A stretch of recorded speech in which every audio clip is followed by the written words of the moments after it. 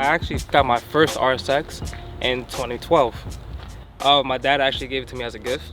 He was also like a sporty car enthusiast. We were like had months searching for a car, and we found one at a dealership. It had 60,000 miles. Sadly, he passed away a year after he bought me the car. We had planned to go to Honda Day together, so a lot of this car's build is inspired by my dad. So I actually had a magnesium metallic RSX. I got a full color chain to Milano red, and I had a Jace kit on it too.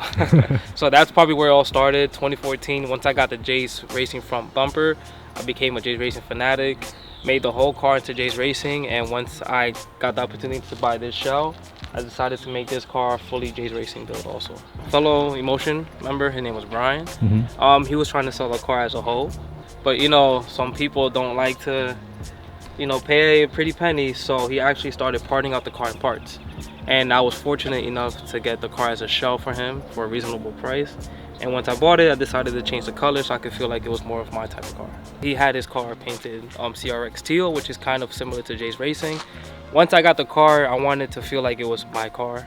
And I'm an OEM kind of guy, so I chose Champ White. This is a full Jace Racing catalog car. Yep. So what does that entail?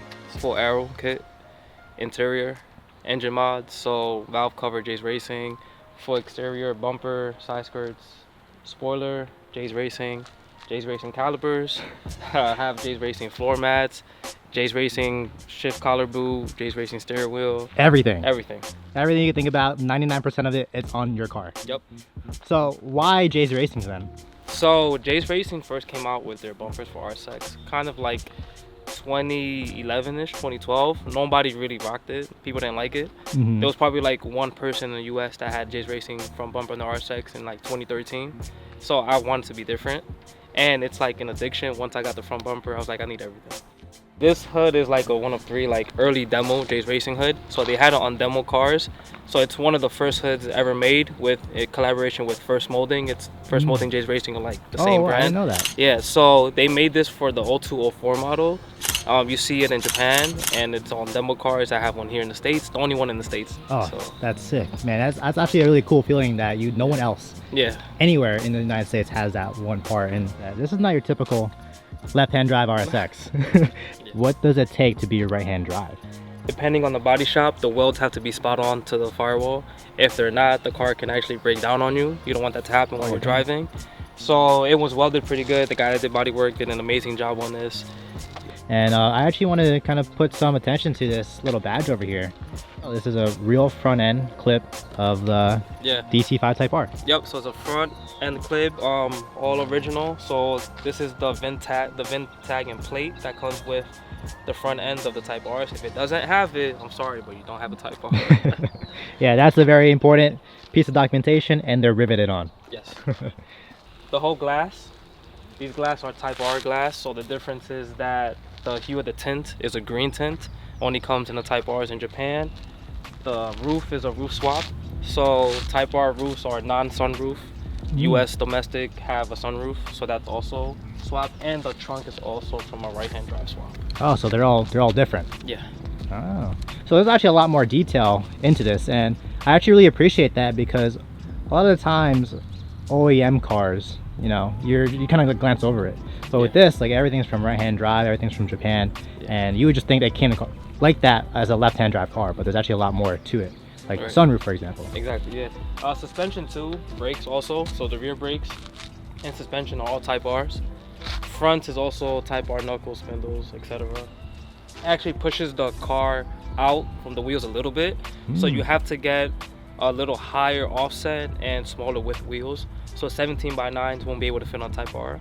So these wheels are 17 by 8.5. Oh wow! So what are these, MF10s? MF10s, Mugen MF10s in bronze.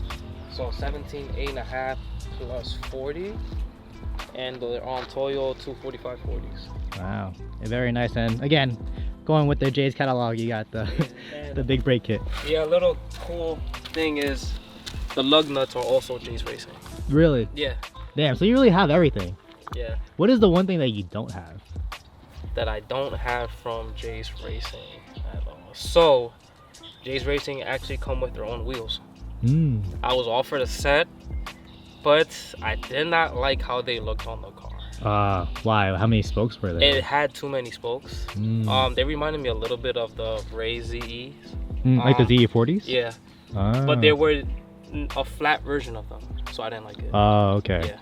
Dude, it's such a clean car, especially going from like the fact that everything is J's from the front to the back. I think the only thing body kit wise it would be the Ings over fender. Yeah, so these are Ings fender flares.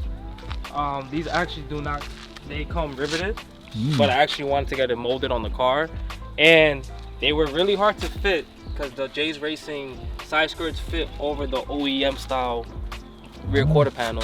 So since this is a fender flare, it pops out a little bit. I had to get custom work done to make it fit over it. I see. Speaking about J's, I also want to kind of take a deep dive into the interior. Yeah.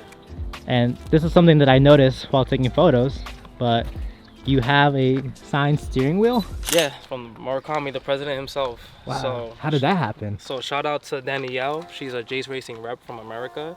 She provides me with a lot of J's Racing parts. And she knows I'm a loyal customer, so the minute she gets her hands on something, she hits me up right away, and she knows that I'm gonna buy it. Wow. What's so special about the cage? So the cage is meant for right-hand drive because Type R's have non-sunroof. So if you have a sunroof, this cage will not fit. So what some people do is they'll cut off an inch from the roll cage to make it sit lower. But since I have a Type R roof swap, it's a plug and play, just bolt on cage. Wow. And something that's cool about the cage is this cage is meant to fit without seats. So what I did was cut a portion of the panel to make the actual roll cage fit through, and I put a rubber gasket. Oh, nice, with the rear seats. Yeah, so I'm cool. able to fit the rear seats now. Cool, so you have 2 kids, one is on the way. Yeah. So you can actually enjoy the car with you. Exactly. So this car has a lot of cool attention to detail that not a lot of people would actually notice at their first time. Yep. That's pretty sick. I always love builds like that because it gives you an opportunity to walk around the car another time and actually appreciate the thought and the details. Did you keep it K? Yeah, so it's a full K28.2. Nice. So Type S motor. So this is the infamous J's Racing teal color that they're known for.